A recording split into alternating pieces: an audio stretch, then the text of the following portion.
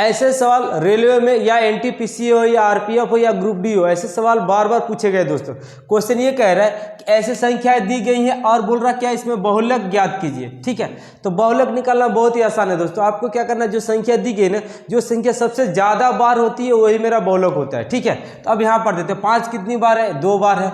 4 जो है 2 बार है। 6 जो है 3 बार है। और 7 जो है 2 बार है। और 9 1 बार है। तो इसमें सबसे ज़्यादा बार संख्या कौन है, 6 बार, जो 3 बार है, इसीलिए 6 जो है बहुलक होगा। यहाँ पर ऑप्शन डी इसका करेक्ट आंसर होगा। उम्मीद कर रहे दोस्तों आप सवाल को समझ गए होंगे। अगर सवाल समझ गए तो चैनल को सब्सक्राइब भी कर लें। चलिए मिलते हैं अगले वीडियो में। जय हिंद, जय भारत।